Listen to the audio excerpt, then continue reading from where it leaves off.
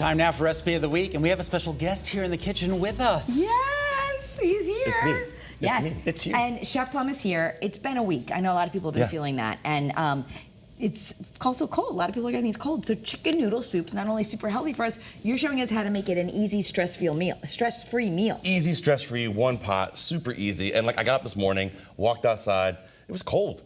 Like we're officially cold now. Like in the morning. How much longer we got to keep doing this? Well, it's going to get a little chillier this upcoming weekend. So perfect. Soup is perfect. It's a great meal for it, right? I love one pot. It's a fantastic meal for it. Now, the best part about this is I say one pot. I'm not kidding. It's really, really one pot. Okay. Really one pot. So obviously, we're going to start with the pot. I got it hot. I'm going to add a little olive oil to it. Okay. Now, this is a soup I would make for my kids, too. I really would, but they make me make it chickenless. Chickenless chicken soup. Because they're vegan at the moment. It depends on the day of the week, you know. I love them very much, but it's just, you know, they're teenagers. It's the way it goes. They're teens. I get it. You know, you get it. So that olive oil is going to get hot. Now, I say this all the time, and I steal it from my a good friend, Jacques Pepin, right? Oh, the microphone's down. We love Jacques Pepin. I love Jacques Pepin. I think it's so funny he loves McDonald's. That's what's I know. I love Hilarious, right? McDonald's. He's Hilarious, the right? nicest man ever.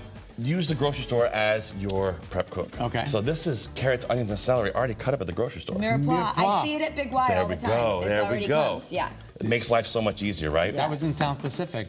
Dites-moi. I remember that, actually. Mirepoix. No, I got it wrong. Well, Mirepoix is not in South Pacific. Exactly. No. I mean, I know South Pacific. I was a theater kid. Chicken thighs. Okay. Right? Chicken thighs. I prefer chicken thighs. They taste better. They're Don't tell more your tender. kids. Right. Don't tell them. Right.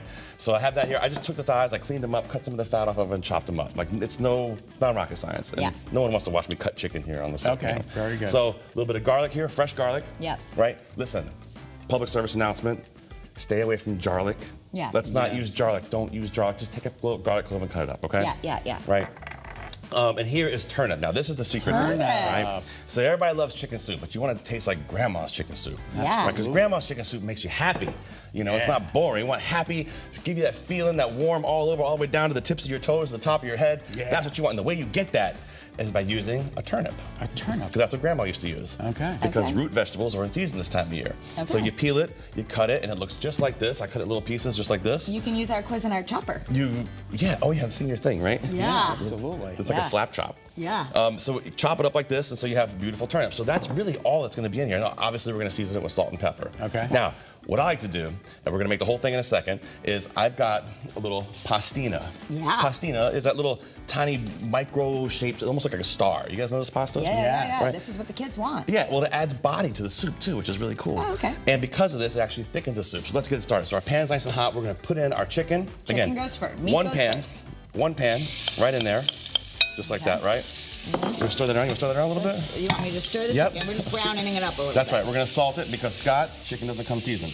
Okay. We've got to season our chicken up. Got it. All right? The chicken's in there being boring. It's like, oh, we're just chicken thighs. You put salt on it, it gets very, very happy. All right. So a little salt on it. Then we're going to add our mirepoix. This is our carrots, onion, and celery.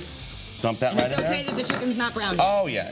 Totally fine, totally fine. Okay. So you think about it, because if you want to get really technical with the cooking part of this, you want to cook the dense stuff as long as possible. The dense stuff being the carrots and the turnip. The turnip. So we want to put our turnip in there, okay?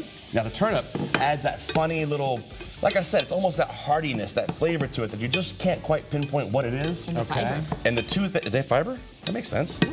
So the other two things you can use, a turnip or a parsnip, which is that white-looking carrot thing. Yes, I do. Right? I do know Not parsnip. Potatoes, though, because they get too soft, right? I think the potatoes, and they mush up, and they don't, they add so much starch to it. Okay. So then we're gonna add a little garlic, right? And this is one of those things too. You could put this into your mix. You can add this to your like crock pot in the morning. Okay. And just let it ride. Now we're gonna add a little more salt. Scott, do you know why we're adding more salt? Because chicken has no. Vegetables don't have it either. There it is. Don't have it either. The chicken's getting happy. The chicken's happy, but the vegetables weren't happy. Oh, I smell the garlic. You don't get that with garlic. Right, you don't get that with garlic, that's for sure. So now this is gonna get all happy in here, so let that sear up and brown, and once it's there, you want to pour that in there, Scott? Just gonna pour that chicken stock right into it, right? Does it matter what kind of chicken stock? I don't think so. I mean, I think. What if you only had like beef stock or veggie stock at home? Would that matter? I would use veggie.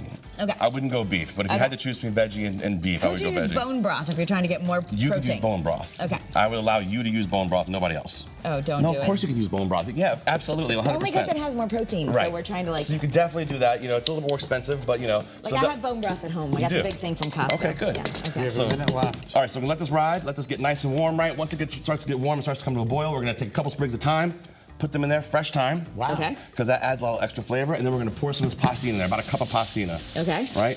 And just let it get happy and stir it around. Let that pasta cook right in that liquid. And here, you guys gotta taste this. This is a finished one. Check this out. Let me pour some in the bowl for you here. Look at this. This is amazing.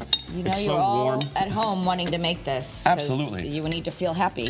The chicken soup, the key things it needs to taste like grandma's chicken soup. Make sure you season it. Make sure you brown that chicken. Add some turnip or parsnip. I love it. I can eat this every day. Isn't it yummy? Isn't that good? And So black good. pepper.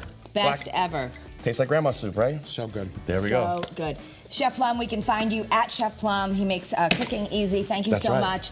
We got a lot of breaking stories coming up. We'll be letting you know about the Berlin fire and, of course, the death of the firefighter Sharkovich. We're so sad about that. So sad. stay with us for Eyewitness News at 4. Delicious. All right. Have a great day, everybody. Bye, guys. Keep a positive spirit about you. Take care. Really great.